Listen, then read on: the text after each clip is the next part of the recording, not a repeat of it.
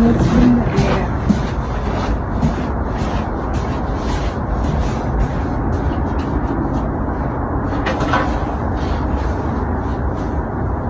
They breathe inside the bear. Okay guys, who wants to have this one? Polar bear. Abandoned bear.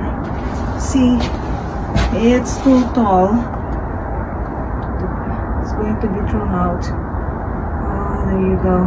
It's too heavy. There you go. So just leave it here until the winter is done. We're going to throw it out. Okay. Alright.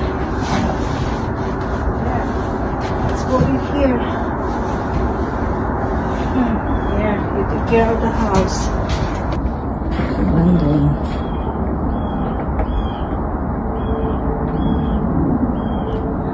They abandoned her. They abandoned her. Okay.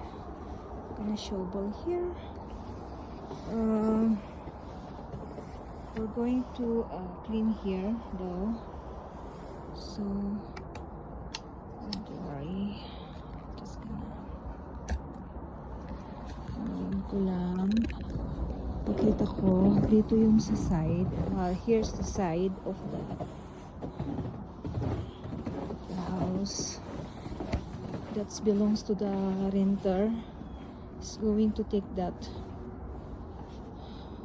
It's hard to pick it out from the ground, so he said he'll come back to take that. Our stuff inside that. So it's like that. We have a big backyard. We have a big backyard. Once that one is gone, then it will gonna be good, right? So I don't know what's this. Oh, there's some. Okay, there you go. So there's a shade, and if you want to have this, you can use this one too. So see, yeah, there was what's this? There was storm the other day, so that's why it's like this in here. I'm just gonna shovel it there.